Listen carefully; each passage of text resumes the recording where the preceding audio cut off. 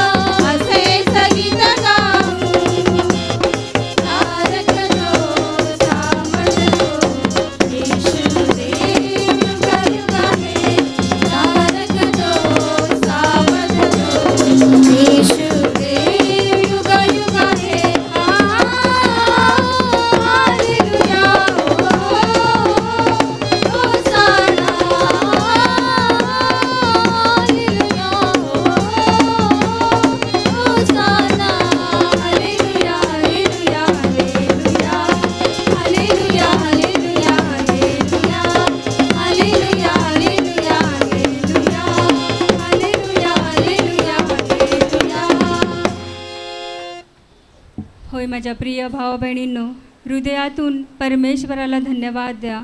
त्याची स्तुती करा, त्याचा गौरव करा, कारण तो सामर्थ्याने, दयेने, करुणेने भरलेला परमेश्वर आहे. त्याने आपल्याला घडवण्यापूर्वी या सृष्टीची निर्मिती केली. तो बोलला आणि सर्व काही अस्तित्वात आलं. त्याने आज्ञा केली आणि सर्व काही स्थिर झालं. धन्यवाद. पहा, त्याने आपल्यासाठी हे आकाश आणि जमीन निर्माण केली. दिवसा प्रकाश देण्यासाठी सूर्य आणि रात्रीसाठी त्याने चंद्र ताऱ्यांची निर्मिती केली. त्यानेच आपल्यासाठी शुद्ध हवा निर्माण केली. त्याने आपल्यासाठी नदी नाले निर्माण केले. आपल्यासाठी विशाल समुद्र निर्माण केला. त्या समुद्रामध्ये विविध प्रकारचे मासे, जीवजंतू निर्माण केले. म्हणून त्या परमेश्वराला धन्यवाद द्या. धन्यवाद. हृदयातून त्याची स्तुती करा, त्याची प्रशंसा करा. त्याने आपल्यासाठी विविध प्रकारची झाडे, झुडपे, फळे, फुले निर्माण केली. त्यांनी ही संपूर्ण सृष्टी विविध रंगांनी भरली आहे. ही संपूर्ण सृष्टी त्याच्या प्रेमाची, त्याच्या अस्तित्वाची साक्ष देत आहे. म्हणून अंतःकरणातून प्रभूला धन्यवाद द्या. त्याची स्तुती करा, त्याचा गौरव करा, कारण या सृष्टीद्वारे तो आपल्याला सर्व काही विपुलतेने देत आहे. म्हणून हृदयातून त्याला धन्यवाद द्या. होय माझ्या प्रिय भावा बहिणींनो, त्याने या सृष्टीची निर्मिती केवळ शब्दाद्वारे केली, परंतु त्याने आपल्याला त्याच्या पवित्र हातांनी घडवलं. जसा तो आहे तसा त्याने आपल्याला निर्माण केलं.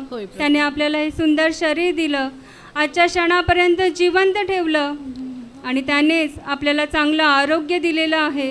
म्हणून अंतःकरणातून परमेश्वराला धन्यवाद द्या.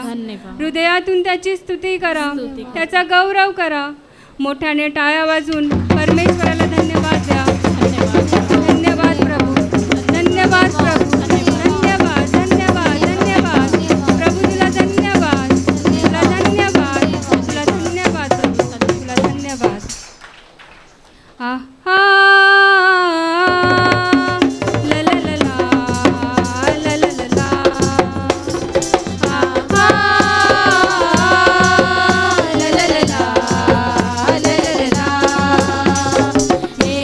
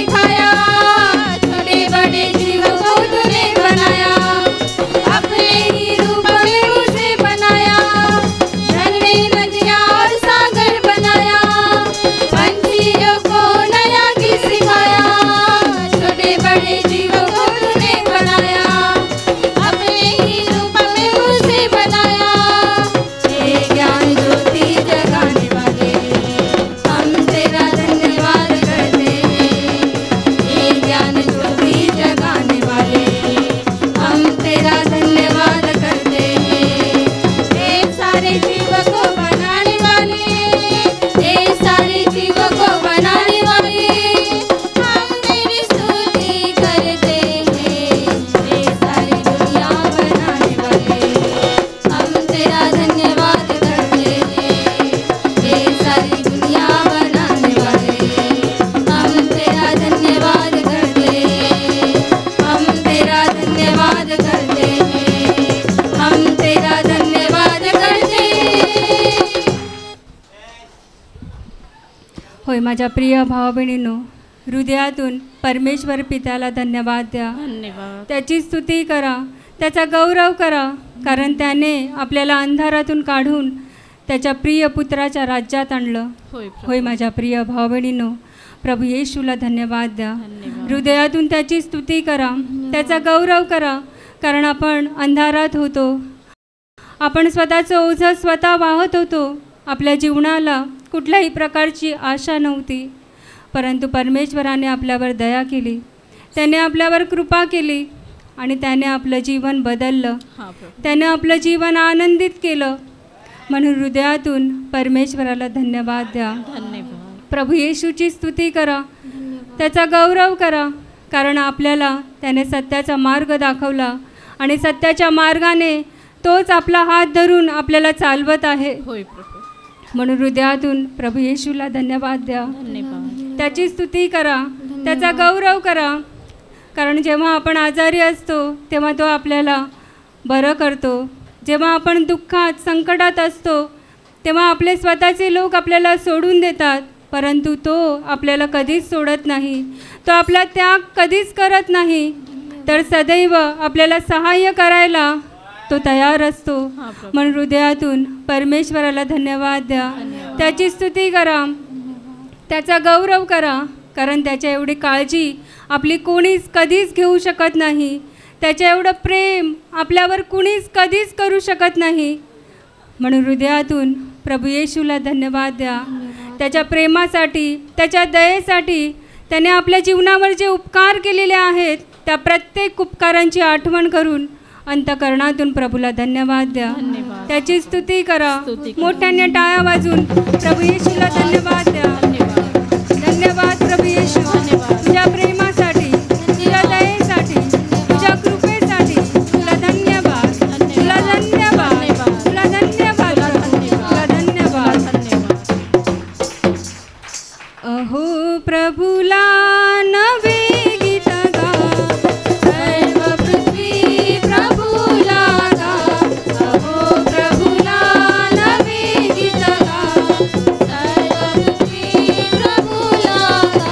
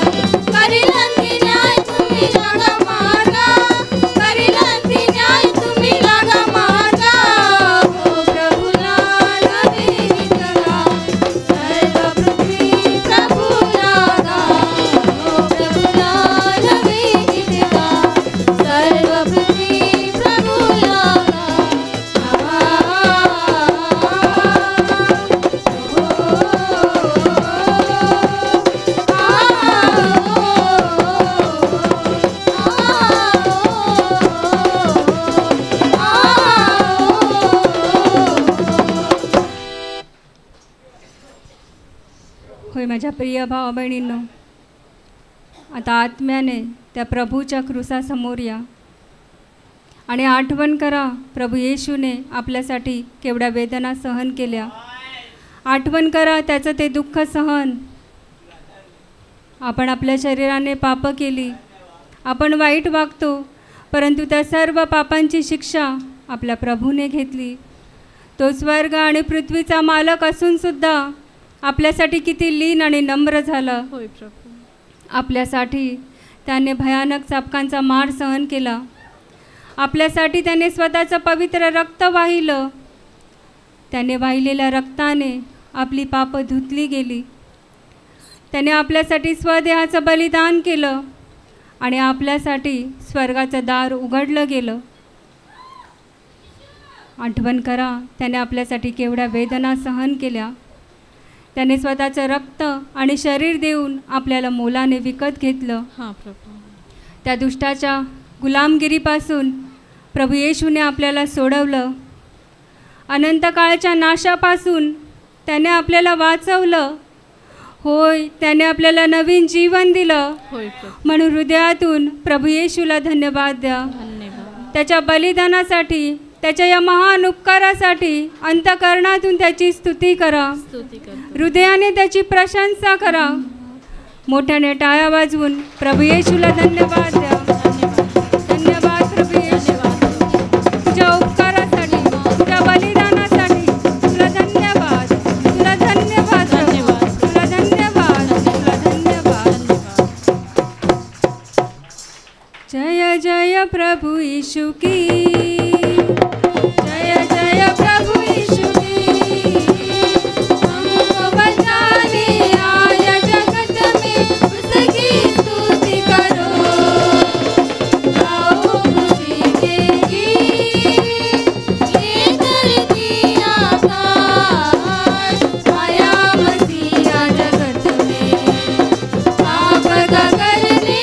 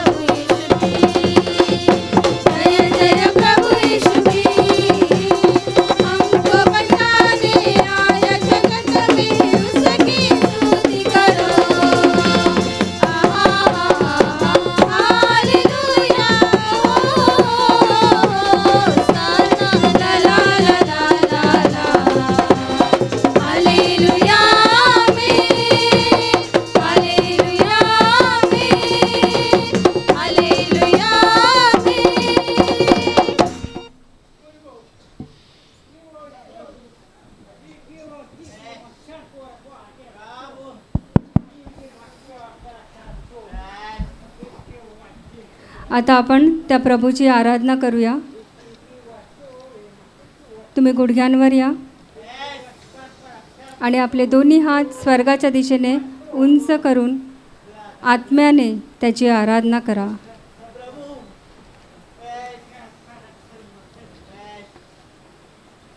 पहा, तो पवित्र पवित्र परमेश्वर आहे. तो राजांचा राजा आणि प्रभूंचा प्रभू आहे, जो युगानुयुगाचा राजा आहे, ज्याचं राज्य युगानुयुग टिकणारं राज्य आहे. त्या परमेश्वराची आराधना करा, त्याची उपासना करा, ज्याने या संपूर्ण सृष्टीची निर्मिती केली, जो तुमचा आणि माझा निर्माण करता पालन करता आहे. त्या परमेश्वराची आराधना करा, आत्म्याने त्याची उपासना करा.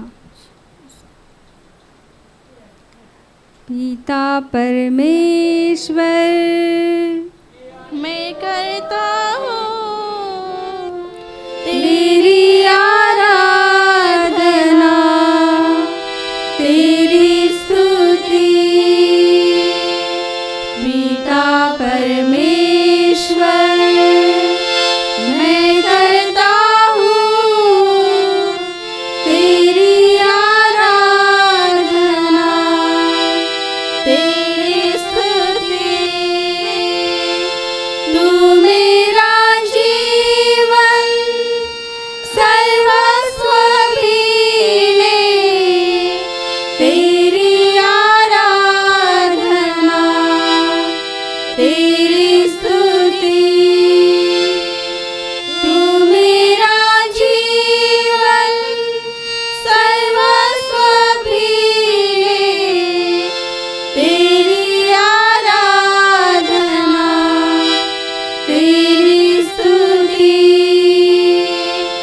यीशु मेरे नाम मैं करता हूँ तेरी आराधना, तेरी स्तुति.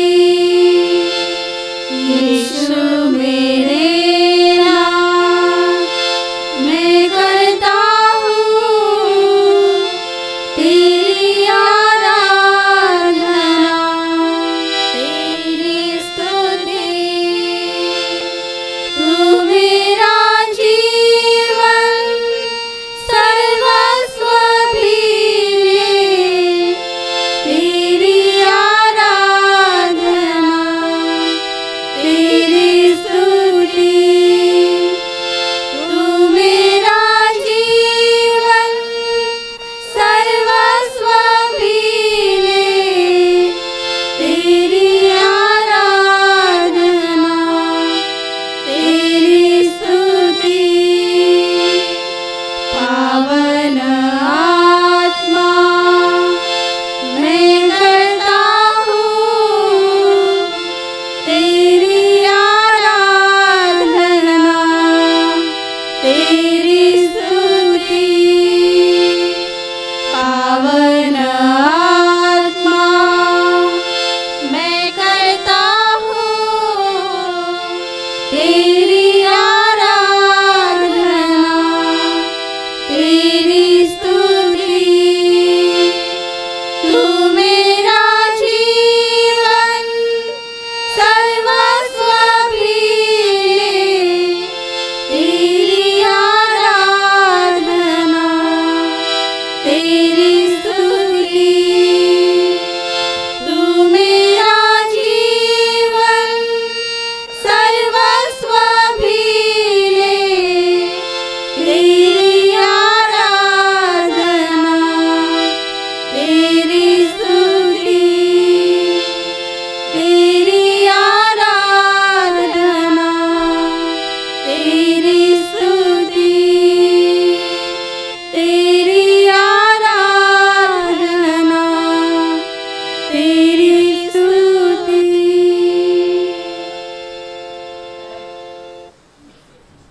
देख, पहा, प्रभू येशूने त्याचं रक्त आपल्यासाठी वाहिलं, आपल्यासाठी त्याने स्वदेहाचं बलिदान केलं. परंतु मरणातून तिसऱ्या दिवशी तो पुन्हा जिवंत उठला आणि आज देखील तो जिवंत आहे.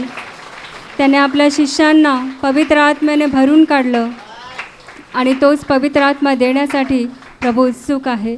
म्हणून उघडा आपली अंतकरणे आणि स्वीकार करा त्या पवित्र आत्म्याचा, कारण तो आपला खरा सहाय्यक आहे. आणि जे कोणी त्याच्याकडे मागतात त्यांना तो विशेष करून पवित्र आत्मा देतो. म्हणून आपली हृदय उघडा आणि स्वीकार करा त्या पवित्र आत्म्याचा. बोलावा त्या पवित्र आत्म्याला आपल्या अंतकरणात, बोलावा त्या पवित्र आत्म्याला आपल्या हृदयात. ये पवित्र आत्म्या ये, ये पवित्र आत्म्या ये, तुझी शांती घेऊन ये, तुझा आनंद घेऊन ये, तुझ्या प्रेमाने आम्हा प्रत्येकाला भर प्रभू. ये पवित्र आत्म्या ये, ये पवित्र आत्म्या ये, ये प्रभु ये. पावन आत्मा आजा दिल में मेरे, मुक्ति मुझे दे दे. पावन आत्मा आजा दिल में मेरे, मुक्ति मुझे दे दे.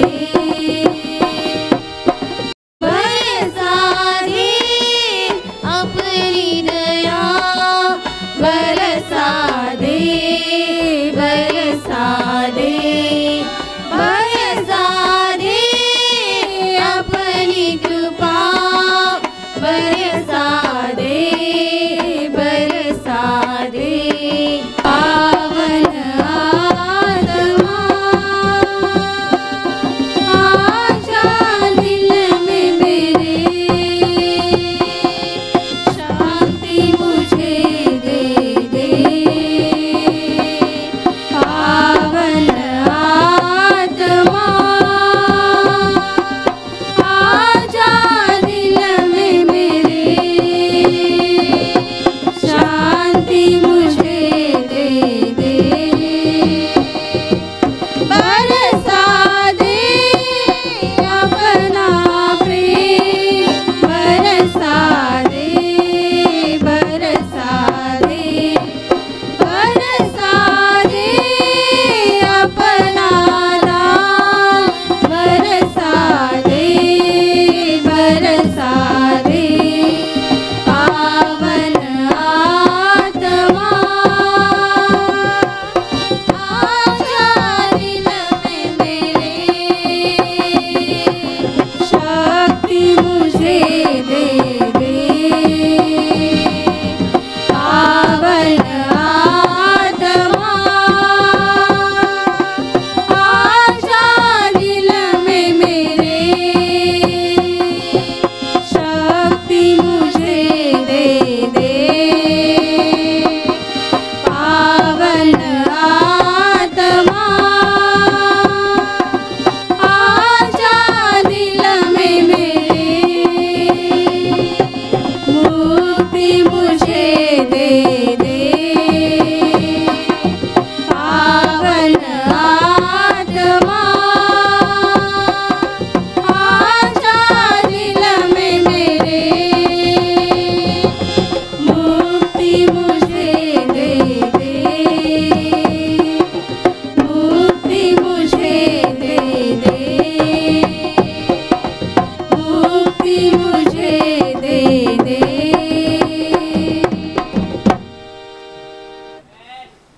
धन्यवाद पवित्र आत्मा, धन्यवाद पवित्र आत्मा, धन्यवाद धन्यवाद तुला धन्यवाद. Hallelujah, hallelujah, hallelujah. धन्यवाद प्रभु यीशु, धन्यवाद प्रभु यीशु, धन्यवाद प्रभु यीशु. Hallelujah, hallelujah, hallelujah. ज्यांच्याजवळ बायबल आहे त्यांनी पाहायचं आहे मत्तैचं शुभवर्तमान अध्याय 12 वचन 1 पासून 8 पर्यंत. मत्तैचं शुभवर्तमान अध्याय 12 वचन 1 पासून 8 पर्यंत मी वाचून दाखवते, सर्वजण लक्ष द्या. त्यावेळी एका शब्बात दिवशी येशू शेतांमधून गेला. तेव्हा त्याच्या शिष्यांना भूक लागली होती, म्हणून ते कणसे मोडून खाऊ लागले. हे पाहून परुषी त्याला म्हणाले, पहा, शब्बात दिवशी जे करू नये ते आपले शिष्य करीत आहेत. त्याने त्यांस म्हटले, दावीद व त्याच्याबरोबरची माणसे यांना जेव्हा भूक लागली तेव्हा त्याने काय केले?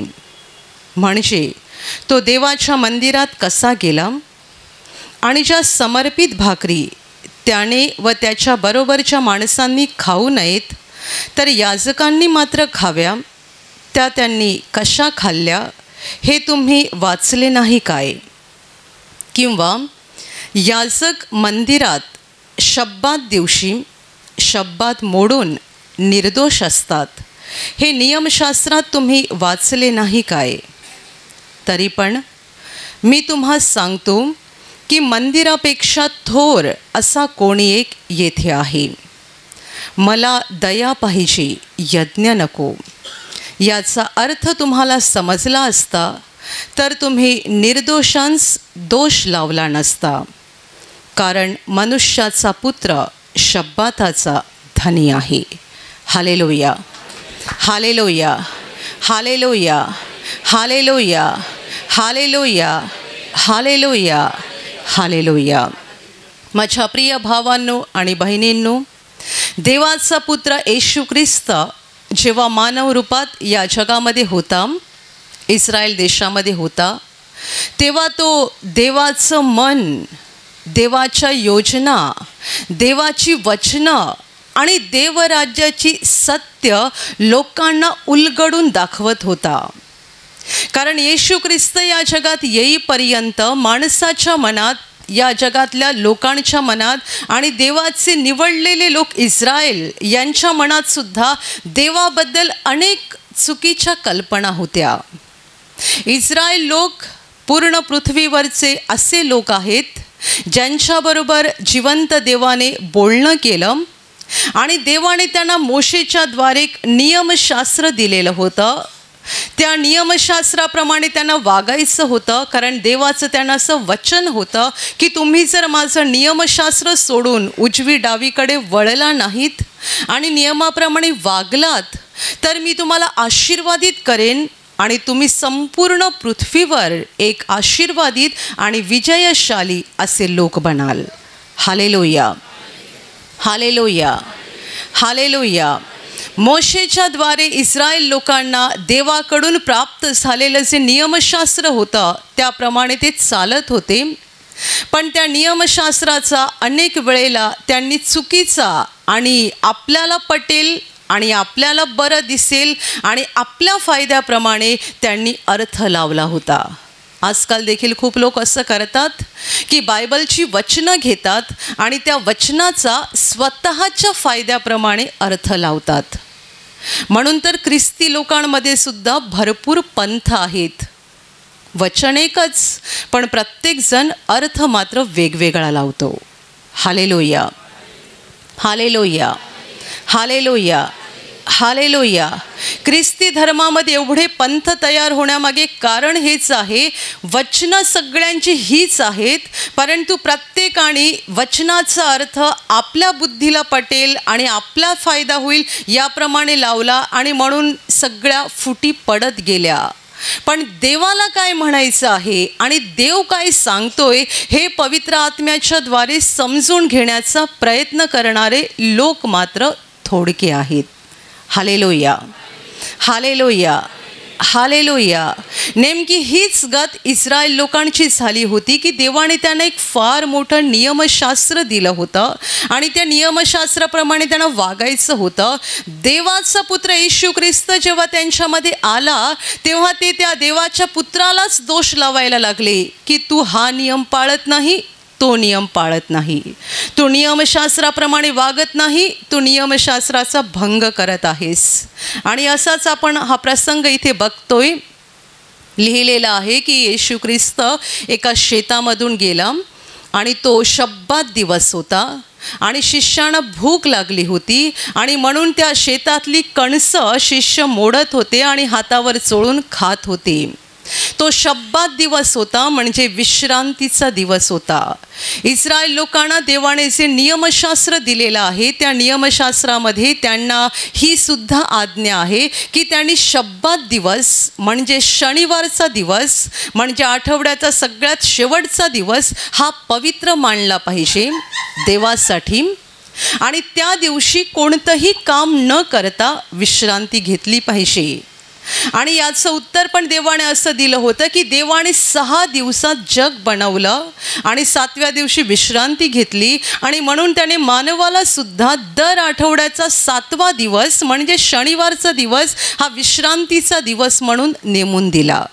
Hallelujah, hallelujah, hallelujah. म्हणजे त्या दिवशी कोणतंही काम करायचं नाही. काही दिवसांपूर्वी आपल्या यूट्यूबच्या प्रार्थनेला एका इस्रायलमधल्या बाईने कॉमेंट पाठवली होती, आणि नंतर तिने आपल्या प्रार्थनाघरात फोन केला. तेव्हा माझं तिच्याशी बोलणं झालं. ही बाई महाराष्ट्रीयन आहे, परंतु तिने यहुदी माणसाशी लग्न केलेलं आहे आणि गेली 24 वर्षे ती इस्रायलमध्ये आहे तिच्या कुटुंबासोबत. जेव्हा माझं तिच्याशी बोलणं झालं तेव्हा शुक्रवारची संध्याकाळ होती. शुक्रवारी आपलीतली प्रार्थना संपली होती आणि मला वाटते त्यानंतर काहीतरी 6:30-7 वाजता माझं तिच्याशी फोनवरून बोलणं झालं. तेव्हा ती मला म्हणते की आत्ता शुक्रवारी संध्याकाळी 5ला यांच्या सभास्थानामध्ये दिवा लागतो आणि आत्तापासून उद्या संध्याकाळी 5पर्यंत कुणी काहीही काम करायचं नाही आहे. मी म्हटलं मग जेवण? नाही, ते शुक्रवारी दुपारी करून ठेवायचं. म्हटलं म्हणजे जेवता तुम्ही? मला वाटलं उपवास करून विश्रांती करताय की काय. शुक्रवारी दुपारी सगळे जेवण बनवतात, शुक्रवारी संध्याकाळी 5ला त्यांच्या सभास्थानामध्ये दिवा लागतो आणि त्याच्यानंतर शनिवार संध्याकाळपर्यंत कुणी काहीही करायचं नाही आहे. आजपर्यंत इस्रायल देशात हा नियम पाळला जातो. आपण इकडे बघतोय हे लोक येशूला दोष लावत होते, तुझे शिष्य देवाचं नियमशास्त्र मोडत आहेत आणि शब्बात दिवशी जे करू नये ते करत आहेत. म्हणजे ते काय करत आहेत? काम करत आहेत. कोणतं काम करत आहेत?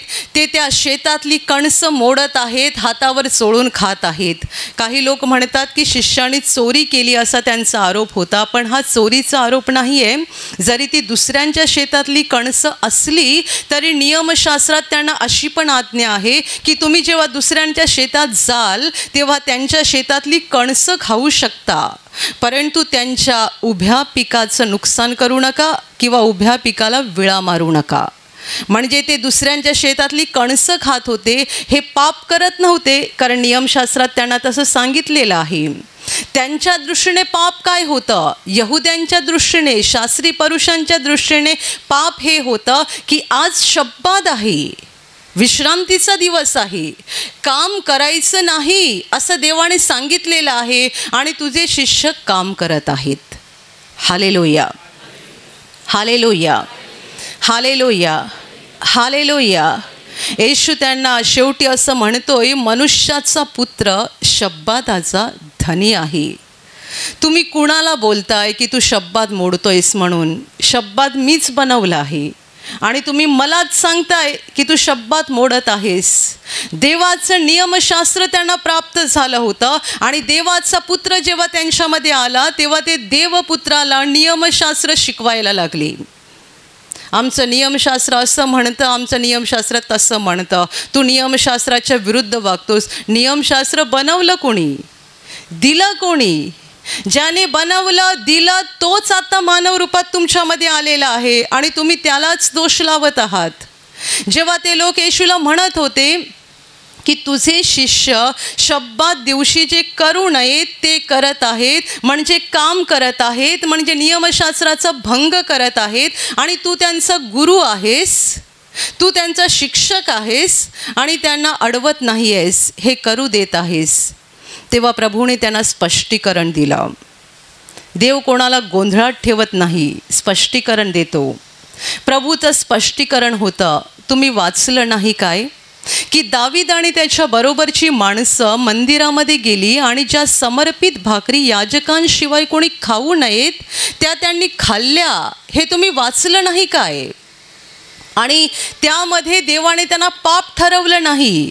हा जुन्या करारामधला प्रसंग आहे की जेव्हा दावीद शौल राजापुढून पळत होता, त्याच्या जीवाला धोका असल्यामुळे, आणि तो आणि त्याच्या बरोबरची माणसं जंगलातून खूप प्रवास करून थकले होते, भूक लागली होती, तेव्हा ते एका मंदिरामध्ये पोहोचले आणि मंदिरातल्या याजकाला त्यांनी विचारलं की तुझ्याकडे काही खायला आहे का, भाकरी आहेत का, आम्ही खूप उपाशी आहोत, भुकेलेले आहोत. आणि तेव्हा याजकाने उत्तर दिलं की माझ्याकडे साध्या भाकरी नाही आहेत, पवित्र भाकरी आहेत. म्हणजे देवाला मंदिरात अर्पण केलेल्या समर्पित भाकरी आहेत, साध्या भाकरी नाही आहेत. आणि नियमशास्त्राच्या नियमाप्रमाणे या पवित्र भाकरी म्हणजे देवाला समर्पित केलेल्या भाकरी मंदिराची सेवा करणारे जे याजक आहेत त्यांनीच खायच्या असतात, बाकी लोकांना खायची परवानगी नसते. दावीद आणि त्याच्या बरोबरचे लोक हे याजकांच्या मधले लोक नव्हते, आणि तरीसुद्धा जेव्हा त्यांना भूक लागली आणि ते तिकडे गेले आणि त्यांनी याजकांना विचारलं आणि याजक बोलतोय की माझ्याकडे साध्या भाकरी नाही आहेत, पवित्र भाकरी आहेत, त्यावेळेला दावीदाने त्या भाकरी मागून घेतल्या आणि त्यांनी त्या खाल्ल्या. समर्पित भाकरी, पवित्र भाकरी ज्या फक्त याजकांनी खायच्या होत्या त्या त्यांनी खाल्ल्या आणि देवाने त्यांना पाप ठरवलं नाही. Hallelujah, hallelujah, hallelujah, hallelujah. आणि पुढे येशू म्हणत आहे, याजक मंदिरात शब्बात दिवशी शब्बात मोडून निर्दोष असतात, हे तुम्ही वाचलं नाही काय? म्हणजे शब्बात दिवशी पण याजकांना मंदिरात काम करावं लागतं. देवाला अर्पण करणं, यज्ञ करणं, बलिदान करणं, या गोष्टी याजकांना शब्बात दिवशी पण कराव्या लागतात. मग ते काम करत नाहीत का? मग शब्बात दिवशी शब्बात मोडून सुद्धा याजक निर्दोष राहतात, हे तुम्हाला माहीत नाही काय? आणि पुढे येशू म्हणत आहे, तुम्हाला जर या गोष्टीचा, या वचनाचा अर्थ कळला असता की मला दया पाहिजे, यज्ञ नको, याचा अर्थ जर तुम्हाला कळला असता तर तुम्ही निर्दोषांना दोष लावला नसता. Hallelujah, hallelujah, hallelujah, hallelujah, hallelujah. फार सुंदर असा हा प्रसंग आहे आणि आपण सुद्धा त्यातून खूप काही शिकण्यासारखं आहे. कारण बऱ्याच वेळेला आपण सुद्धा देवाच्या वचनांच्या बाबतीत आणि देवाच्या नियमांच्या बाबतीत अशाच रीतीने वागतो जसे हे शास्त्री परुषी वागत होते. Hallelujah, hallelujah, hallelujah. एक गोष्ट नेहमी लक्षात ठेवा की देवाचा प्रत्येक नियम हा माणसाच्या भल्यासाठी आहे, फायद्यासाठी आहे. देवाने इस्रायल लोकांना जे नियमशास्त्र दिलं होतं ते त्यांच्या भल्यासाठी दिलं होतं, त्यांच्यावर ओझं व्हावं आणि त्यांना जीवन कठीण व्हावं म्हणून दिलं नव्हतं. देवाची वचनं आपल्या भल्यासाठी आहेत, आपल्याला जीवन अधिक चांगल्या प्रकारे जगता यावं म्हणून आहेत. हे जीवन आपल्याला एक ओझं वाटावं आणि खूप कठीण जावं म्हणून देवाने आपल्याला आज्ञा दिलेल्या नाही आहेत, वचनं दिलेली नाहीत. जीवन सोपं व्हावं म्हणून देवाने आज्ञा दिलेल्या आहेत. हालेलुया. शब्बात दिवशी काम करू नका, विश्रांती करा, शब्बात दिवस देवासाठी पवित्र ठेवा. हा नियम देवाने त्या लोकांना एक ओझं व्हावं म्हणून दिला नव्हता, त्यांच्या भल्यासाठी दिला होता, फायद्यासाठी दिला होता. 6 दिवस तुम्ही काम करणार आहात आणि तुम्ही तुमच्या कामातही इतके गुंतून जाता की देवासाठी पण तुमच्याकडे वेळ नसतो. म्हणून तुम्ही आठवड्याचा शेवटचा दिवस देवासाठी पवित्र म्हणून ठेवून द्या, राखून ठेवा. त्या दिवशी तुमची कामं, तुमचे व्यवसाय, तुमचे सगळे कामकाज बंद ठेवा आणि तो दिवस देवासाठी राखा आणि तो दिवस विश्रांतीचा दिवस म्हणून ठरवा, असं देवाने त्यांना सांगितलं.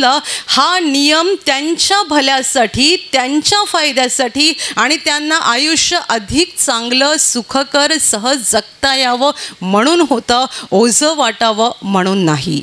Hallelujah, hallelujah, hallelujah. हा नियम म्हणजे ओझं नव्हतं, त्यांच्या भल्यासाठी देवाने त्यांना हा नियम दिला होता. पण शास्त्री पुरुषांनी हा नियम एवढा कठीण बनवला, एवढा कडक बनवला आणि एवढा त्रासदायक बनवला की लोकांसाठी तो सोपी गोष्ट, साधी गोष्ट नाही, तर लोकांसाठी ते एक ओझं बनत गेलं. हालेलुया. आपण बायबलमध्ये प्रसंग वाचतो की प्रभू येशू शब्बात दिवशी सभास्थानात गेला होता. तो लोकांना शिकवत होता. तिथे वाळलेल्या हाताचा एक माणूस होता. येशूने त्याला उभं केलं आणि त्याला सांगितलं की तुझा हात लांब कर. त्याचा हात सुकला होता आणि तो हाताची हालचाल करू शकत नव्हता. पण जेव्हा येशू म्हणाला की तू आपला हात लांब कर, तेव्हा त्याने हात लांब केला आणि बायबल म्हणतं लगेच त्याचा हात बरा झाला आणि दुसऱ्या हातासारखा साधारण बनला. Hallelujah, hallelujah, hallelujah. पण हे काम येशूने कधी केलं? शब्बात दिवशी. आणि म्हणून सगळे संतापले. शास्त्री, परुषी, सभास्थानाचे अधिकारी चिडले. आज शब्बात आहे, आज काम करायचं नाही आहे आणि तू हे काम कसं केलंस? एका वाळलेल्या हाताच्या माणसाला येशूने शब्बात दिवशी बरं केलं. म्हणून हे लोक येशूला दोष लावत होते. आज काम करायचा दिवस नाही आहे, काम करायचे 6 दिवस असतात. ते अधिकारी लोकांना पण सांगत होते शब्बात दिवशी बरे व्हायला येऊ नका, 6 दिवस असतात काम करायचे, तेव्हा या आणि बरे होऊन जात जा. Hallelujah, hallelujah. किती हुशार आहेत बघा. यांना लोकांना बरं करता येत नाही आहे. हे लोकांचा सदा ताप काढू शकत नाही आहेत आणि बरं करणारा प्रभू तिकडे हजर आहे शब्बात दिवशी. तर हे लोकांना सल्ला देत आहेत 6 दिवसात येत जा, शब्बात दिवशी येऊ नका. तेव्हा बायबल म्हणतं प्रभूने त्यांना उत्तर दिलं. प्रभूने, मालकाने उत्तर दिलं. मेंढरं सगळी गप्प राहिली, घाबरले. कारण त्यांचे धर्मपुढारी त्यांच्यावर ओरडले, खेकसले, म्हणून मेंढरं घाबरली. पण त्या मेंढरांचा प्रभू तिकडे होता, मालक होता, तो गप्प राहिला नाही. प्रभूने त्यांना उत्तर दिलं शब्बात दिवशी जीव घेणं योग्य आहे की जीव वाचवणं योग्य आहे? तुमचा बैल किंवा गाढव शब्बात दिवशी जर विहिरीमध्ये पडला तर तुम्ही जाऊन काढणार नाही काय? तुमचं काम आहे ते तुम्ही करणार. तुमचा बैल किंवा तुमचा गाढव जर शब्बात दिवशी विहिरीमध्ये पडला तर तुम्ही जाऊन त्याला वाचवाल. मग मी शब्बात दिवशी एका माणसाला बरं केलं, हे मी वाईट काम केलं की चांगलं काम केलं? आणि बायबल म्हणतं त्याचे सगळे विरोधी फजित झाले. Hallelujah, hallelujah, hallelujah, hallelujah. देवाची वचनं माणसाच्या भल्यासाठी आहेत, ओझं नाही आहे.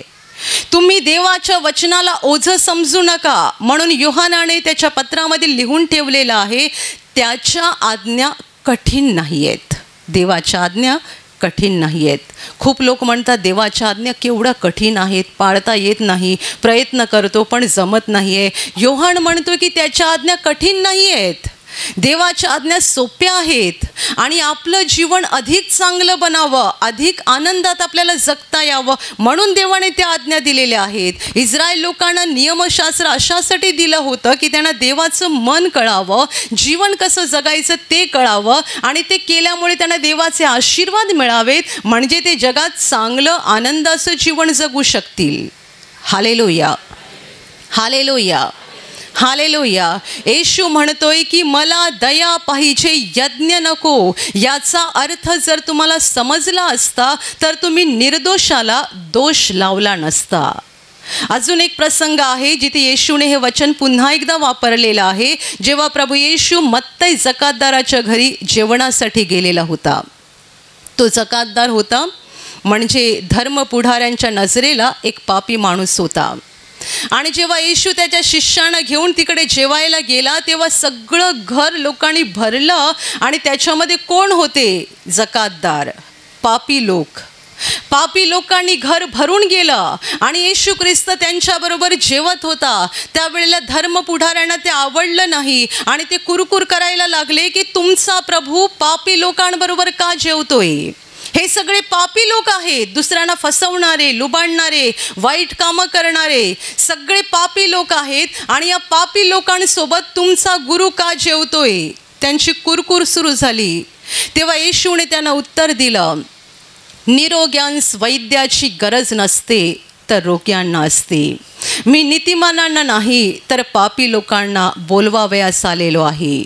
मला दया पाहिजे, यज्ञ नको. याचा अर्थ काय आहे ते जाऊन शिका. Hallelujah, hallelujah, hallelujah. लोक स्वतःला शहाणे समजतात आणि दुसऱ्याला दोष लावतात. हे धर्मपुढारी ज्यांना नियमशास्त्र तोंडपाठ होतं ते येशूला आणि त्याच्या शिष्यांना दोष लावत होते की तुम्ही पापी लोकांच्या बरोबर बसून कसे जेवताय. तुमचा प्रभू जर स्वतःला देवपुत्र म्हणवतोय, पापी लोकांच्या बरोबर कसा जेवतोय? येशू म्हणतोय, मी पाप्यांसाठीच आलेलो आहे.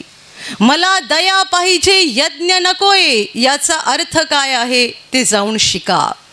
माझ्या प्रिय भावांनो आणि बहिणींनो, देवाने त्याचे नियम, त्याची वचनं आपल्या भल्यासाठी दिलेली आहेत. आणि आपल्याला हे जीवन अधिक सोपं व्हावं, कठीण व्हावं म्हणून नव्हे, अधिक सोपं व्हावं म्हणून दिलेली आहेत. म्हणून देवाची जी वचनं आहेत ती समजून घेणं आवश्यक आहे. आपल्या बुद्धीने नाही तर पवित्र आत्म्याच्या प्रेरणेने. Hallelujah, hallelujah, hallelujah. पवित्र आत्मा आपल्याला काय सांगतो, पवित्र आत्म्याची इच्छा काय आहे, पवित्र आत्मा आपल्याला काय प्रकट करतो, त्याप्रमाणे आपण देवाची वचनं समजून घेतली पाहिजेत. आपल्या बुद्धीने नाही, कारण जो आपल्या बुद्धीने देवाची वचनं समजायला जातो तो नेहमी स्वतःचं भलं बघतो. ज्याप्रमाणे येशूने त्या माणसाला बरं केलं तर धर्मपुढाऱ्याने दोष लावला. पण जेव्हा येशू त्यांना विचारतोय की शब्बात दिवशी तुमचा बैल विहिरीत पडला तर तुम्ही काढणार की नाही, गप्प राहिले. शब्बात दिवशी तुमचा गाढव विहिरीत पडला तर तुम्ही काढणार की नाही. बैलाला वाचवणार आणि गाढवाला वाचवणार, पण एका माणसाला मी बरं केलं शब्बात दिवशी तर तुम्ही माझ्यावर दोष लावता. Hallelujah, hallelujah, hallelujah. देवाला नम्र प्रेम करणारं हृदय हवं आहे. तुम्ही जे काही करता त्यामागचा उद्देश देव बघत असतो. तुम्ही काय केलं यापेक्षा ते का केलं हे महत्त्वाचं आहे. दावीद आणि त्याच्या बरोबरची माणसं मंदिरात गेली आणि ज्या भाकरी त्यांनी खायच्या नव्हत्या, ज्या भाकरीवर त्यांचा अधिकार नव्हता, त्या त्यांनी याजकाकडून मागितल्या आणि खाल्ल्या. आणि देवाने त्यांना पाप ठरवलं नाही, कारण ते अनेक दिवसापासून उपाशी होते, भुकेलेले होते. तुम्ही का करता हा उद्देश देव बघतो. त्यामुळे ना आपण दुसऱ्याला दोष लावू शकत, याने पाप केलं त्याने पाप केलं, आणि ना आपण सगळ्या गोष्टीला एका नियमामध्ये बांधून ठेवू शकत. Hallelujah, hallelujah, hallelujah. एक भाऊ मला म्हणतो, त्याचं आणि त्याच्या बायकोचं रोज भांडण होते. रोज दोघं नवरा बायको मला भेटायला आले. तो मला म्हणतो, भांडण होण्याचं कारण असं की ही माझं काही ऐकत नाही आहे. आणि मग ती पण बरंच बोलली, तो पण बराच बोलला, आणि त्याने मध्येच एक प्रसंग सांगितला, ऐकून मला हसायला आलं. तो म्हणतो, मी सकाळी कामाला जाणार त्यावेळेला माझी बायको उठते आणि प्रार्थना करायला बसते. तिला म्हटलं, मला पहिला डबा बनवून दे आणि मग तू बस प्रार्थनेला. पण ती ऐकणारच नाही. ती म्हणते, ही माझी प्रार्थनेची वेळ आहे, मी प्रार्थना केल्यावरच तुला डबा बनवून देणार. आणि मग ती प्रार्थनेला बसते आणि मग माझी निघायची वेळ झाली की उठते आणि घाईत डबा बनवायचं काम करते. मग तेवढ्यात मी पण उशिरा कामाला पोहोचतो. हे रोज सुरू आहे, रोज. मी त्या बहिणीला म्हटलं की ताई, तुम्ही नवऱ्याला अगोदर डबा का बनवून देत नाही, तुम्ही प्रार्थना नंतर करू शकता ना, ते कामावरती गेल्यावर. देते ना, थोडा उशीर होतो एवढंच, पण देते मी त्यांना रोज डबा बनवून. रोज कामाला जायला उशीर आणि रोज भांडण. Hallelujah, hallelujah. आता तुम्ही सांगाल की प्रार्थना महत्त्वाची आहे, डबा बनवणं महत्त्वाचं नाही आहे, त्याचं जेवण महत्त्वाचं नाही आहे, मुळीच नाही. या प्रसंगात, हा जो प्रसंग आहे ना, या प्रसंगात हे वचन उपयोगी आहे, मला दया पाहिजे, यज्ञ नको. तुमची प्रार्थना हा यज्ञ आहे, तुमची प्रार्थना हा यज्ञ आहे. नवऱ्याला डबा करून देणं ही दया आहे. देव म्हणतो मला दया पाहिजे, यज्ञ नकोय.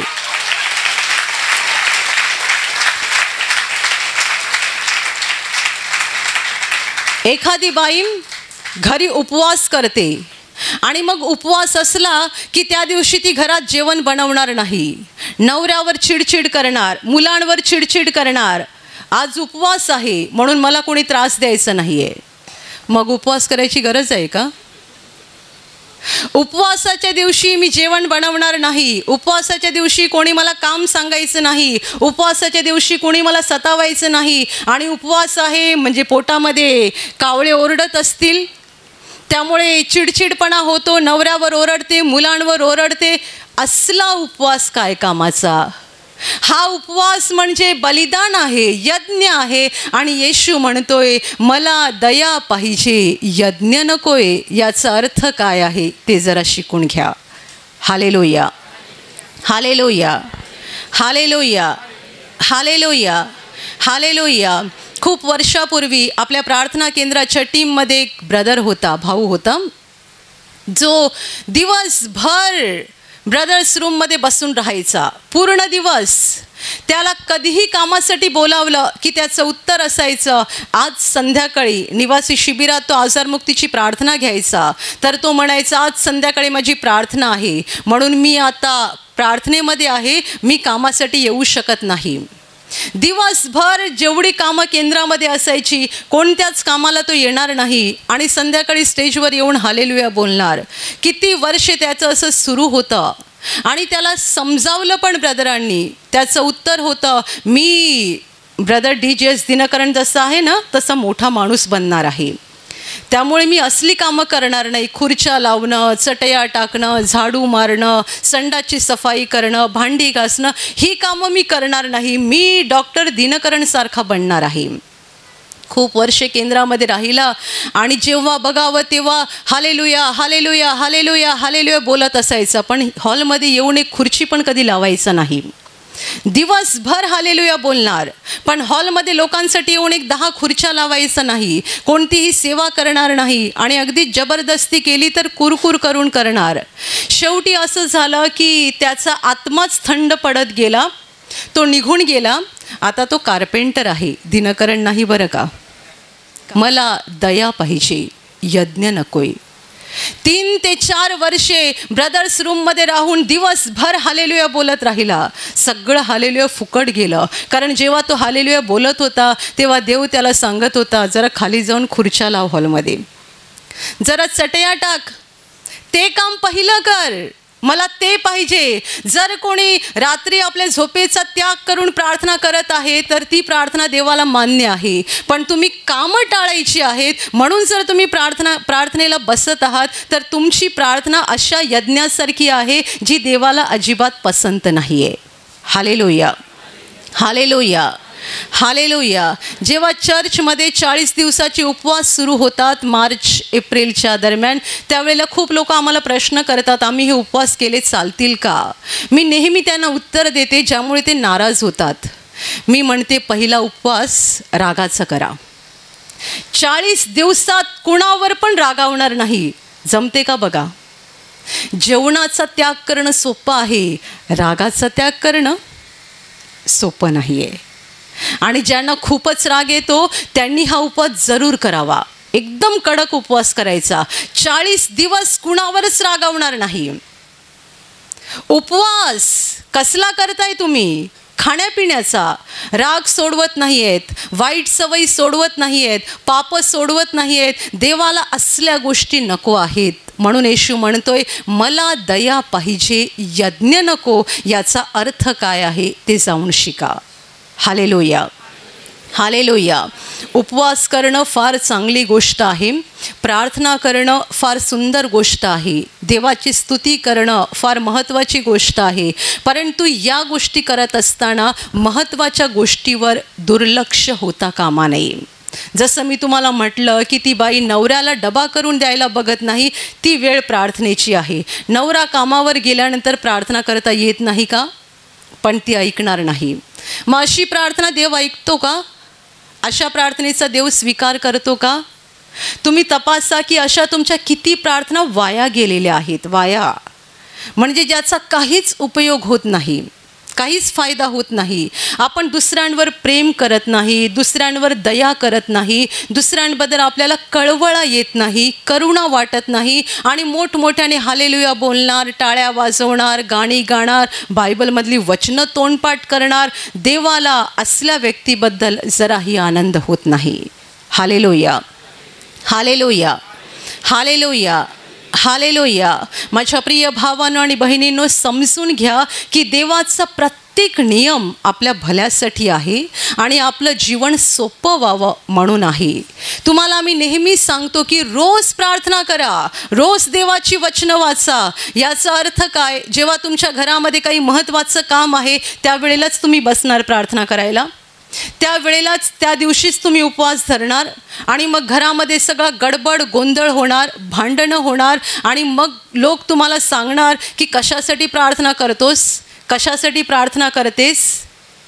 हे अशा रीतीने होता कामा नये. देवाला काय पाहिजे ते महत्त्वाचं आहे, तुम्हाला आणि मला काय पाहिजे ते महत्त्वाचं नाही. Hallelujah, hallelujah, hallelujah. येशू मार्था आणि मरिया यांच्या घरामध्ये बसला होता तेव्हा मरिया त्याच्या समोर बसली होती आणि मार्था स्वयंपाकघरात काम करत होती. येशूने दोष कोणाला लावला? मार्थेला. कारण ती वेळ होती प्रभूच्या चरणाजवळ बसायची. याचा अर्थ प्रभूने काम करायला बंद केलेलं आहे का? नाही.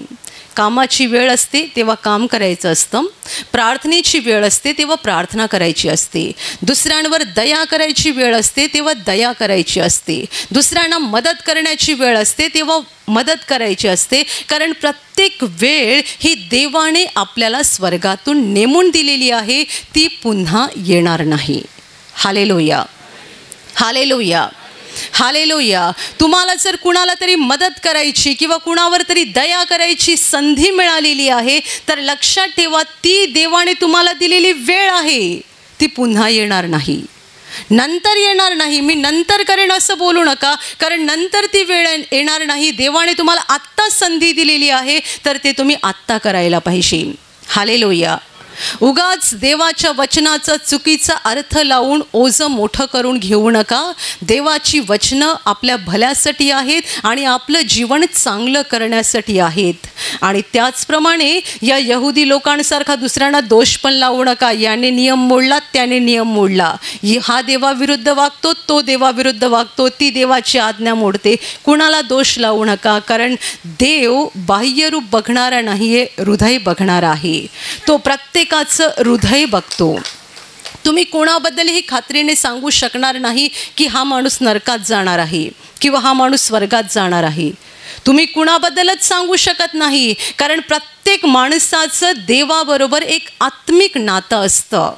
एखादा माणूस खूप वाईट जीवन जगला आहे, पण जेव्हा त्याच्या आयुष्याची शेवटची घटका आली तेव्हा आत्म्यामध्ये त्याने देवाशी काय संभाषण केलं हे तुम्हाला माहीत नाही आहे, मला माहीत नाही आहे. आणि आपण उगाच जीभ उचलून टाळाला लावून बोलू शकत नाही की हा नरकात गेला म्हणून. येशूच्या बाजूला क्रूसावर खेळलेला चोर, ज्याने आयुष्यभर चोरी केली, सगळे धर्मपुढारी बोलले असतील ना हा नरकात गेला म्हणून, पण शेवटच्या घडीला क्रूसावर लटकलेला असताना त्याने पश्चाताप केला, तो नम्र झाला. तो प्रभूला म्हणतोय की हे प्रभू, जेव्हा तू राजाधिकाराने येशील तेव्हा माझी आठवण कर. आणि येशूने त्याला अभिवचन दिलं, मोठं वचन दिलं, मी तुला खरं सांगतो आज तू माझ्याबरोबर सुखलोकात असशील. हालेलुया. क्रूसाखाली उभे असलेले सगळे लोक हसत होते आणि ते बोलत असतील यांना चांगली शिक्षा झालेली आहे, खूप चोरी केली ना, खूप वाईट कामं केली ना, आता मेला बघा, नरकात गेला तो, तुम्हाला काय माहीत कुठे गेला. माणूस आपल्या जीवनातल्या शेवटच्या क्षणाला आत्म्यामध्ये देवाबरोबर काय संभाषण करतो हे आपल्याला माहीत नसतं. त्यामुळे आपण उठसूट कोणावरही बोट दाखवून कोणालाही दोष देऊ शकत नाही किंवा याने हे चूक केलं आणि त्याने ते चूक केलं असं बोलू नका. कारण प्रत्येक माणूस एक स्वतंत्र आत्मा आहे आणि तो देवाला जबाबदार आहे. आपण कुणाचा न्यायनिवाडा करू शकत नाही. Hallelujah, hallelujah, hallelujah, hallelujah. देवाचे नियम पवित्र आत्म्याच्या प्रेरणेने, पवित्र आत्म्याच्या कृपेने समजून घ्या आणि त्या नियमाप्रमाणे चालत राहा, ज्यामुळे जीवन कठीण होणार नाही, सोपं होईल, दुःखदायक होणार नाही, आनंददायी होईल आणि या जगात आनंदी जीवन जगून शेवटी आपण स्वर्गामध्ये पोहोचू. Hallelujah, hallelujah, hallelujah, hallelujah.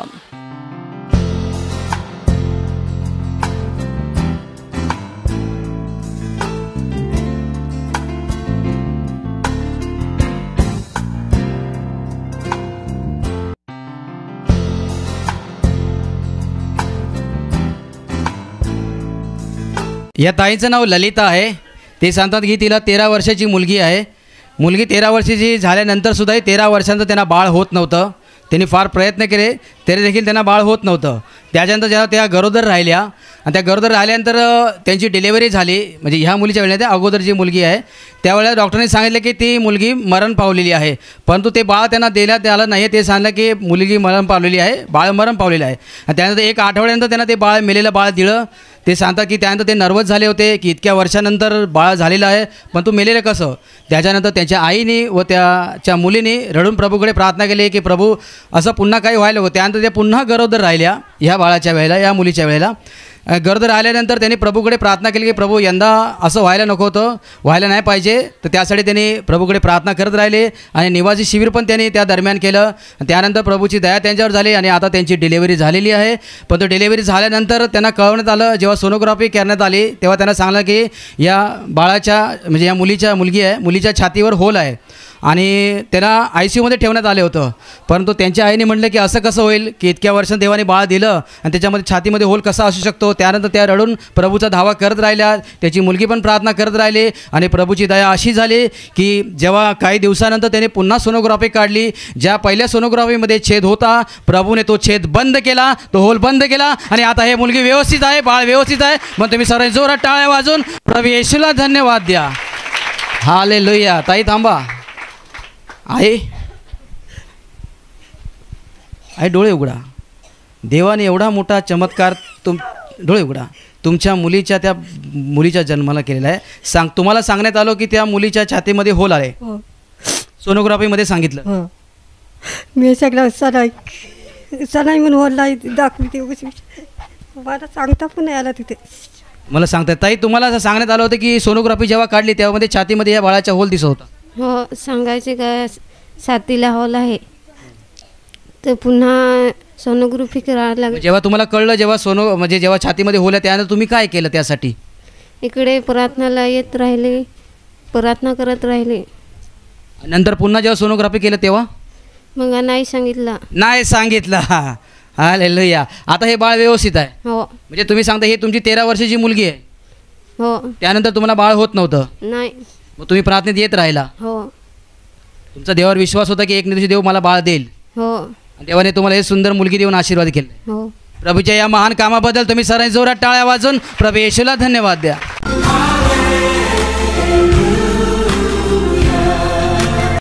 या भावाचं नाव सुरेश आहे. हे त्यांचं कुटुंब आहे, त्यांची पत्नी आणि त्यांची मुलगी. ते भाऊ सांगतात की ते 20 वर्षापासून तंबाखू खात होते आणि प्रयत्न करत होते सोडण्याचा, पण ते सुटत नव्हतं. ते सांगतात की तंबाखूचं त्यांचं हे व्यसन असल्यामुळे, ते तंबाखू खात असल्यामुळे त्यांची ही मुलगी वयाची 4 वर्षाची होती त्यावेळी तिने तिच्या वडिलांना तंबाखू खाताना बघितलं आणि त्यावेळेपासून तिने देखील तंबाखू खायला सुरुवात केली. ती 4 वर्षाची असल्यापासून तंबाखू खायला सुरुवात केली. आता तिचं वय 12 वर्ष आहे आणि या इतक्या काळात ती तंबाखू खात होती. ती सगळे त्यांचे नातेवाईक बोलायचे की एवढ्या लहान वयात ही मुलगी तंबाखू खाते म्हणून. आणि ही त्यांची या मुलीची मावशी आहे. ही मावशी इथे नियमित प्रार्थनेला येते आणि तिच्या मावशीने तिला 1 वर्षापूर्वी निकनेच्या प्रार्थना घरात घेऊन आली आणि प्रार्थना घरात आणल्याच दिवशी प्रभूची दया या मुलीवर झाली आणि तिचं तंबाखूचं व्यसन सुटून गेलं. तसेच तिच्या वडिलांवरही प्रभूची दया झाली आणि त्यांचं देखील तंबाखूचं व्यसन सुटलेलं आहे.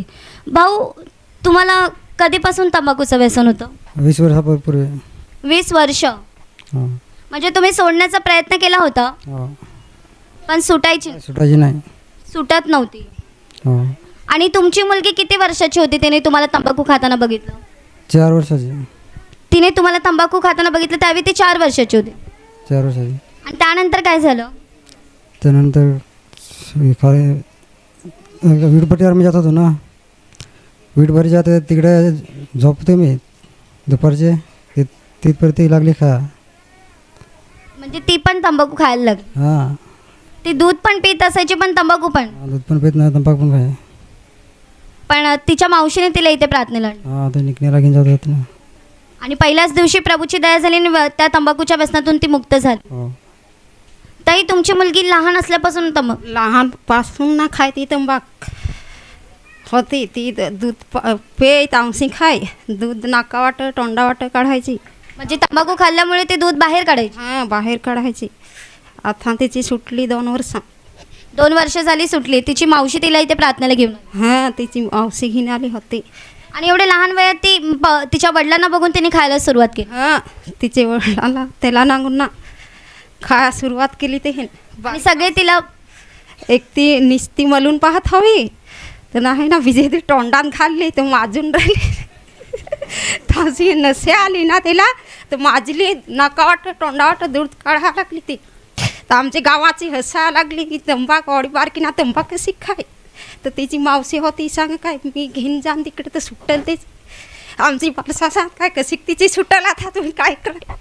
असं तुम्ही त्यांच्या मावशीला बोलत होता तुमच्या बहिणीला की आता कशी सुटेल ते सुरुवात केली गेली? हसत होती पण आता तिची सुटली तंबाखू. तू तंबाखू लहानपणापासून खायची? तू म्हणजे मम्मी पप्पा तुझ्या आई वडिलांना कळायचं तू खायची तरी लपून खायची? हो. सोडण्याचा प्रयत्न करत होती? नाही. म्हणजे खायला वाटायची असं? हो. मग कशी सुटली? माझी मावशी निघण्याला प्रार्थनाला घेऊन गेली. आणि त्यानंतर काय झालं? मग सुटली. आता सुटली आहे? हो. आता किती वर्ष झाले खाल्ले नाही? 2. आता आठवण येत नाही? नाही. नाही तर तू लपून खायची? तुम्ही तिला प्रार्थनेत घेऊन आले? मी तिला प्रार्थनाला घेऊन आली. चल म्हणजे ते तुमच्या समोर पण खायची? हां, माझे चोरे पण खायची. मी तिला प्रार्थनाला घेऊन तिकडं ती खायचीच. माझे चोरे सालत पण घेऊन जायची. शाळेत पण घेऊन जायची? शाळेत पण म्हणजे मैत्रिणी वगैरे असायचं त्यांच्यासमोर? चालत घेऊन जायची ती. मग बाजूला होत हवी ना, खात हवी ना. जेवणाचा टाईम होता वा काय. चल माझे बरोबर तर तुझी तंबाख सुटल सी मी तिला सांग. तर प्रभूने तुमची प्रार्थना ऐकली. तुमच्या एक विश्वासाद्वारे तिचा तंबाखूचा व्यसन सुटला आणि तिच्या वडिलांचा पण सुटला. त्याच्या वडिलांचा पण ना त्याचा पण सुटला. आता तुम्ही पण तंबाखू खात नाही? नाही खात. जरा 3 आठवडे झाले. प्रभूने तुम्हालाही व्यसनातून मुक्त केलं.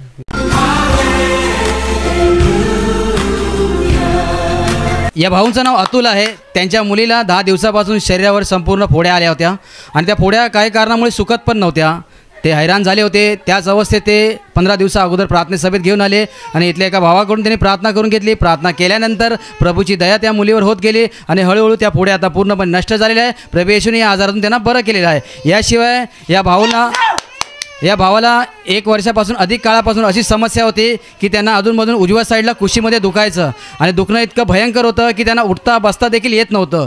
ही समस्या त्याला 1 वर्षापासून आधीपासून होती. त्यांना कळेना हे का होते. त्यानंतर ते प्रार्थने सभेत आले. 15 दिवसा अगोदर त्यांनी इथल्या एका भावाला आपली समस्या सांगितली. त्या भावाने त्यासाठी प्रार्थना केली. प्रार्थना केल्यानंतर प्रभूची दया त्यांच्यावर झालेली आहे आणि आता 15 दिवस झालेले आहे. त्यांना एकदा पण म्हणजे 1 महिना झालेला आहे. गेल्या महिन्यामध्ये त्यांनी प्रार्थना करून घेतली. आता 1 महिना झालेला आहे. त्यांना ह्या समस्यातून प्रभूने बाहेर काढलेले आहे. त्यांना एकदा पण तसं दुखणं आलेलं नाही आहे. म्हणून तुम्ही सर्वांनी जोरात टाळ्या वाजवून प्रभू येशूला धन्यवाद द्या. भाऊ, तुम्ही सांगता की तुमच्या उजव्या साईडला कुशीत फार दुखायचं? हो, ह्या साईडनं खूप दुखायचं की मला उठायचं पण नाही. तरी पण मी कामाला वगैरे जातो काम पण करतो. पण मध्ये मध्ये खूप दुखायचं की खूप त्रास व्हायचा मला. मग कसं हे दुखणं निघून गेलं? मी एक ब्रदरांनी समस्या सांगितली. त्या दिवशीपासून माझं दुखणं बंद झालं. आता दुखत नाही? आता नाही. 1 दिवस पण नाही दुखलं. ते एकदा पण नाही दुखलं? 1 महिना झालाय? 1 महिना जास्त होत आला नाही. 1 महिन्यापेक्षा जास्त दिवस झाले. आता ते दुखणं पुन्हा आलं नाही. हो, प्रभू येशूने यांना बरं केलेलं आहे. म्हणून तुम्ही सर्वांनी जोरात टाळ्या वाजवून प्रभू येशूला धन्यवाद द्या. तुमचं नाव काय? चंद्रकला. काय साक्ष आहे आईंची? आईचे नाव 9 तारखेला आंधळी चावले मी घरी नाही होते, मी कामावर होते. मला फोन केला का माझी चावले आहे असं. मला दवाखान्यात नाही यायचं होतं, पण मावशीच्या पोराने दवाखान्यात घेऊन गेला. तिथं गेल्यावर हिला इंजेक्शन आणले, ही घाबरल्यानंतर एवढा ताप थंडी ताप चढला, म्हणजे संपूर्ण बॉडी अशी कापायसारखी लागली. नंतर डॉक्टर सांगा हिला इथून तुम्ही वेदांना घेऊन जा असं. आम्हाला वेदांना पाठवलं. म्हणजे माझ्याकडे तेल नव्हतं, मी तर कामावरून गेली ती. मग मी दुसऱ्याकडून तेल मागवला. तेल लावायची, आयुष्यामध्ये जाऊन देत नव्हतं, पण मी जेव्हा जायचे तेव्हा तेल लावायची, प्रार्थना करायची, वचनं बोलायची. ती सांगायची का माझं डोकं दुखतं, पोटात असं म्हणजे चावतं असं सांगायची. तर मी पोटाला पण तेल लावायची, डोक्याला तेल लावायची, संपूर्ण शरीरानं सातेवर हात ठेवून वचनं बोलायची. त्याला पण वचनं बोलायला सांगितलं का वचन बोल असं. 2 दिवस आयुष्यामध्ये ठेवलं आणि बुधवारचे दिवस आयुष्यामधून बाहेर काढलं आणि गुरुवारचे दिवस सुट्टी दिली. प्रभूने तुमच्या प्रार्थनेद्वारे आणि प्रार्थना माध्यमाद्वारे ते आता बरे झाले. हो, आणि माझी साक्षी आहे. माझा एकच दात दुखायचा, फार दुखायचा, म्हणजे ऑक्टोबरपासून असं दुखायचा. मी आता या महिन्यात मी प्रार्थना करून घेतली का माझं दात दुखायचं आणि ठणकं मारायचं. जेव्हा चहा पिला या थंड पाणी पिलं का ठणकं मारायचं. मी जेव्हा प्रार्थना करून घेतलं तेव्हापासून पूर्णपणे बरं झालं. त्याबद्दल मी प्रभू येशूचे आभार मानते. आई, तुम्हाला साप चावला होता? हां, 5 वाजता म्हणजे मी फाटीत आणली ना, तर वरतं हवा तर वरच येतं पडला, तर घास मारला तर रगत निघाला.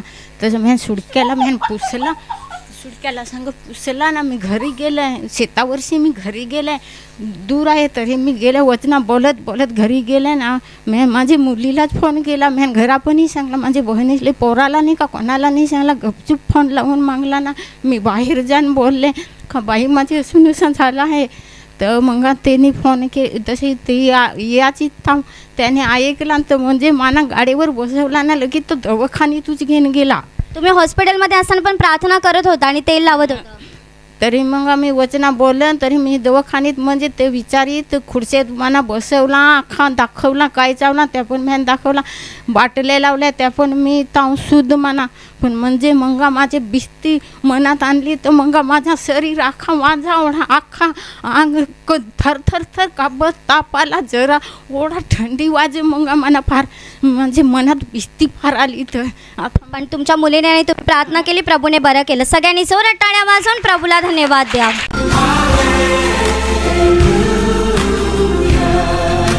ताई, तुमचं नाव सांगा. गीता. तुमच्या मुलाची काय साक्ष आहे? त्याची ना गोट्यासारखे आल्या होत्या, तर म्हणजे बरात नाही होत, तर मी म्हणजे प्रार्थना केली. माझी नातेवाईक आहे पण प्रार्थना केली. रातनादी सरकार लढायचा, तर मी म्हणजे त्रास काय होत होता? कुठे झालेला त्रास? गल्यात म्हणजे गोट्यासारखे झाल्या होत्या, तर आम्ही प्रार्थना तेलाचा वापर केला, गरम पाणी करून दिला त्याला पियाला ना, त्यासकट म्हणजे बरा झाला. देवाला मी धन्यवाद देत आहे. त्याला खायला वगैरे पण त्रास व्हायचा, पाणी प्यायला पण? काय पण नाही खाता आहे का, पाणी नाही. 8 दिवस झालं ता म्हणजे काय पण नाही खाता आहे. तर म्हणजे प्रार्थना आम्ही केली तर बरा झाला. तर तो बरा झालेला आहे. तुमची काय साक्ष आहे? माझे पण तोंड म्हणजे दिलं होतं ना, ते पण आहे बरा होता. ताईन माझी प्रार्थना केली त्यावरशी, तसा मग बरा झाला. तुमचं पण दुखणं बरं झालंय. सगळ्यांनी जोरात टाळ्या वाजवून प्रभू येशूला धन्यवाद द्या. या ताईंचं नाव कमली आहे. ते सांगतात की काही दिवसापासून त्यांचं डोकं दुखत होतं आणि इतकं डोकं होतं त्यांना काम करताना देखील त्रास होत होता. या आजारासाठी त्यांनी प्रभू येशूकडे प्रार्थना केली. प्रार्थनेत तेल डोक्याला लावत राहिले आणि डोकंदुखीचा आजार आता बरं झालेला आहे. याशिवाय ते सांगतात की त्यांच्या उजव्या पायाला खाज आली होती बोटांजवळ, आणि ती खाज 2 वर्षापासून होती. खाजून त्या ठिकाणी जखम देखील झाली होती आणि काळा पडलं होतं. या आजारासाठी ते प्रभूकडे प्रार्थना करत राहिले. 2 महिने येऊन त्यांना प्रार्थनेत झालं. 2 महिन्यापूर्वी ते आले. इथं आल्यानंतर प्रभूकडे प्रार्थना करत राहिले, प्रार्थनेत तेल लावत राहिले, आजारमुक्तीची वचनं त्या बोलत राहिल्या. त्याद्वारे प्रभूची महान दया त्यांच्यावर झालेली आहे आणि हा 2 वर्षाचा आजार 2 महिन्यातच प्रभूने काढून टाकलेला आहे. याशिवाय ते त्यांचे पती आहेत. त्या सांगतात की 1 वर्षापूर्वी त्यांची मुलगी मरण पावल्यानंतर त्यांना थोडा सदमा बसलेला आणि ते चिंतेमध्ये होते, टेन्शनमध्ये होते. त्यामुळे त्यांना दारूचे व्यसन जडलं. अगोदर ते दारू पियायचे नाही, पण तो मुलगी मरण पावल्यानंतर ते दारू प्यायला सुरू केले आणि दारू पिता पिता एवढी वाढली की ते वर्षभर सतत दारूच पित राहिले. त्यांची पत्नी कंटाळली. शेवटी त्यांना प्रार्थनेसभेमध्ये जेव्हा 2 महिन्यापूर्वी कळलं, त्यांना प्रार्थनेसभेत घेऊन आल्या. त्या स्वतः देखील पहिल्यांदाच आल्या होत्या, त्याच्या नवऱ्याला घेऊन आल्या. या समस्येसाठी त्यांनी प्रभूकडे प्रार्थना केली की प्रभू, माझ्या नवऱ्याचं व्यसन सुटलं पाहिजे. प्रभूची दया अशी झाली की पहिल्याच दिवशी जेव्हा 2 महिन्यापूर्वी आले, त्याच दिवशी प्रभू येशूने त्यांच्या हृदयाचं परिवर्तन केलं आणि तेव्हापासून आता 2 महिने झालेले आहेत. त्यांनी दारूला स्पर्श पण केला नाही, दारू पण पियाली नाही आहे. म्हणून तुम्ही सर्वांनी जोरात टाळ्या वाजून प्रभू येशूला धन्यवाद द्या. ताई थांबा, तुम्ही सांगताय उजव्या पायाला खाज होती, 2 वर्षापासून 2 वर्ष झालं. सतत यायची का? हा. आणि काय काय व्हायचं म्हणजे खाजेमुळे? खाजमध्ये तेल पाणी लावला प्रार्थना करून. आणि काय त्रास व्हायचे म्हणजे खा झाल्यानंतर काय व्हायचं? खाज येई सुज पाय पाय पण सुजायचे, खाजेमुळे पाय सुजायचे. कुठल्या साईडला दाखवा जरा बोटाने तुमच्या. ये 5 बोटाला म्हणजे 5 बोटाला ते आता ते थोडं काळं काळं दिसते. 2 वर्षापासून होते. 2 वर्ष होते. प्रार्थना देऊन तुम्हाला फक्त 2 महिने झाले. 2 महिने झालं. आल्यानंतर तुम्ही त्याच्यावर हात ठेवून वचन पण बोलत राहिला आणि तेल लावत राहिला. तेल राहले. आता खाज येत नाही, नाही आता. सूज पण निघून गेली. देवली. आणि तुमचा नवरा दारू प्यायचा 1 वर्षापासून. आता नाही पित. आता पित नाही.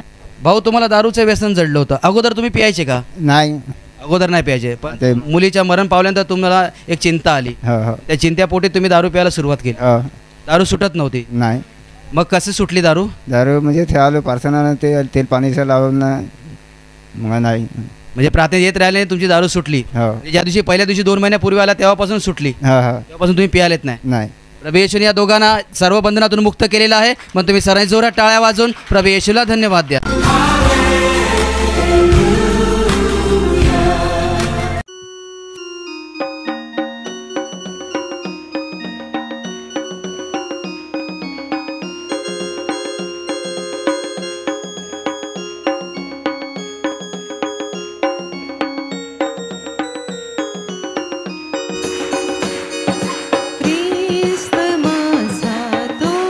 सर्वांचा ज्ञान मात्या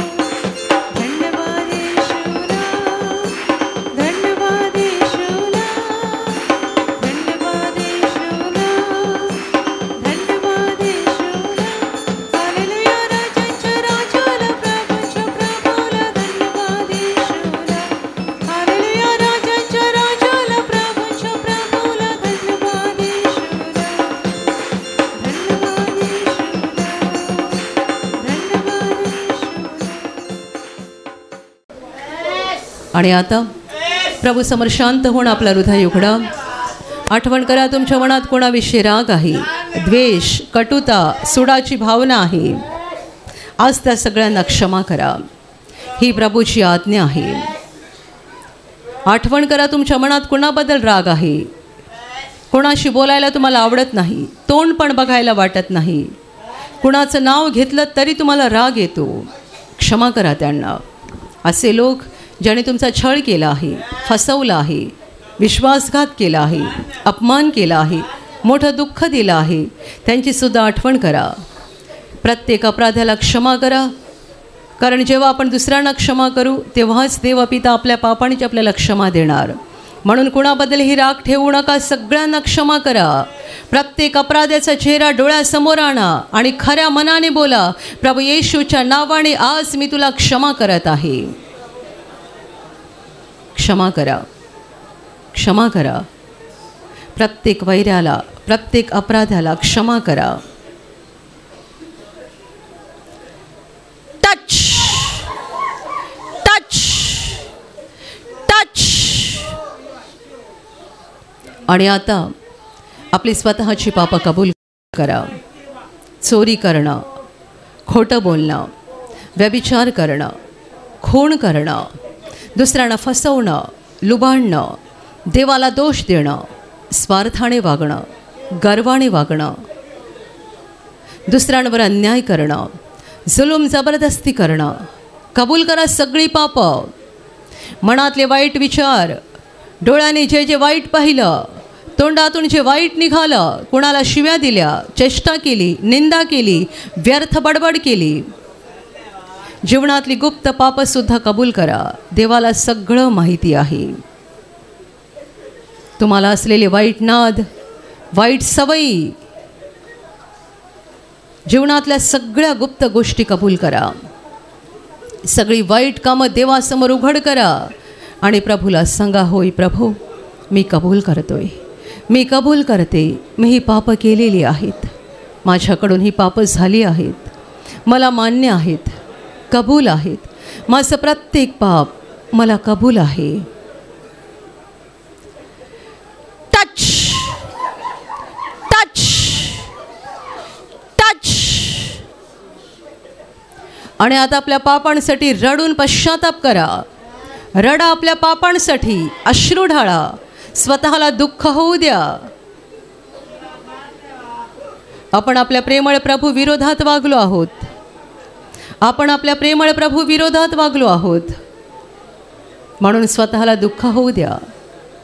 रडा, अश्रू ढाळा, पश्चाताप करा. प्रभूला सांगा, हे प्रभू मी एक पापी व्यक्ती आहे, माझं जीवन पापाने भरलेलं आहे, खूप पापं मी केली आहेत, मला दुःख होत आहे, वाईट वाटतंय, मी पापी आहे. प्रभू मी पापी आहे, मी महापापी आहे. आणि आता पापांची क्षमा मागा. आठवण करा की आपल्या पापक्षमेसाठी प्रभू येशूने क्रूसावर बलिदान केलं आहे. आत्म्याच्या डोळ्याने येशूच्या क्रूसाकडे बघा. आपले हात उंच करा आणि हृदयातून त्याला हाक देऊन सांगा, प्रभू येशू मला क्षमा कर, मला क्षमा कर, मी पापी आहे. प्रभू मी पापी आहे, मी महापापी आहे. माझं पाप्यावर दया कर, माझं पाप्यावर दया कर, दया कर माझ्यावर, मला क्षमा कर. तुझ्या रक्ताने मला धुवून काढ, तुझ्या रक्ताने माझा आत्मा शुद्ध कर. प्रभू दया कर, दया कर, माझं पाप्यावर दया कर, मला क्षमा कर, क्षमा कर. हे प्रभू मला क्षमा कर.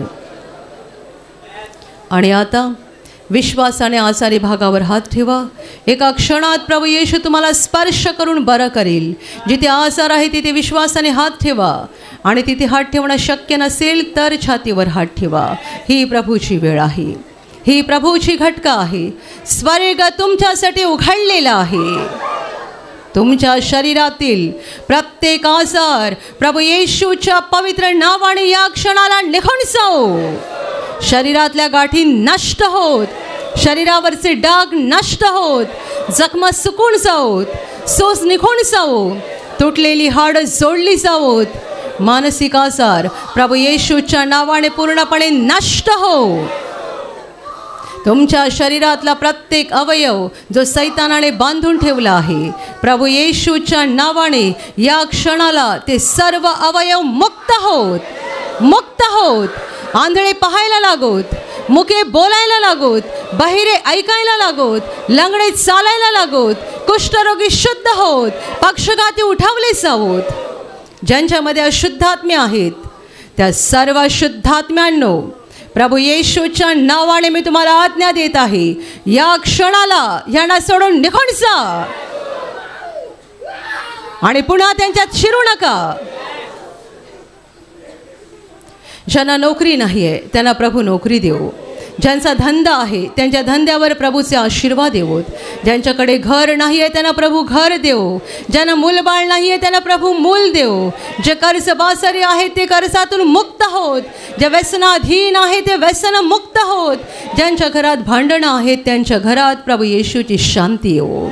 तुमच्या जीवनातील आणि कुटुंबातील प्रत्येक आजार, दुःख, संकट प्रभू येशूच्या पवित्र नावाने या क्षणाला निघून जाओ आणि तुमच्यावर आणि तुमच्या कुटुंबावर प्रभू येशूचे महान आशीर्वाद देवोत.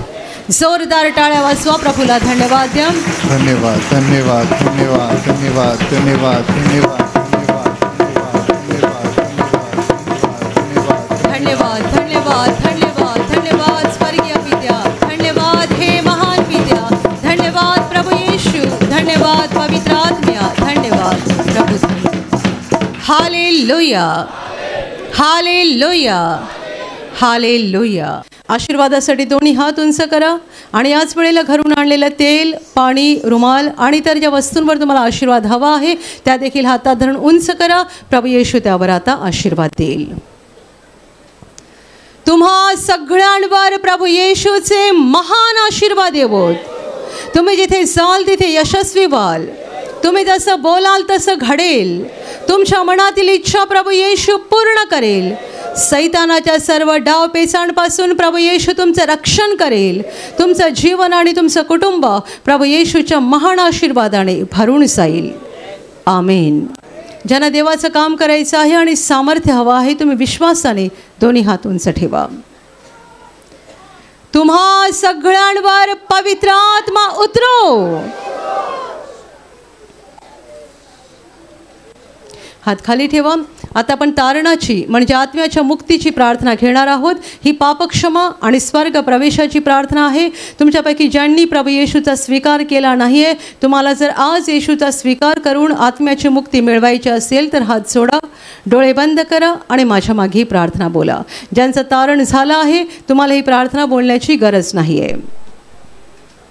हे प्रभू येशू, आज मी तुझ्यावर पूर्णपणे विश्वास ठेवत आहे. मी विश्वास ठेवतो की तू देवाचा पुत्र आहेस. तू माझ्यासाठी स्वर्ग सोडून जगात आलास. तू माझ्यासाठी क्रूसावर मरण पावलास. हे प्रभू येशू, आज माझ्या हृदयात मी तुझा स्वीकार करत आहे. तू माझा प्रभू आहेस. तू माझा मुक्तिदाता आहेस. हे प्रभू येशू, मी पापी आहे. मला क्षमा कर आणि मला तुझ्या पवित्र आत्म्याने भरून काढ. आमेन. Hallelujah hallelujah hallelujah. आणि आता आपण शेवटचं गाणं घेणार आहोत.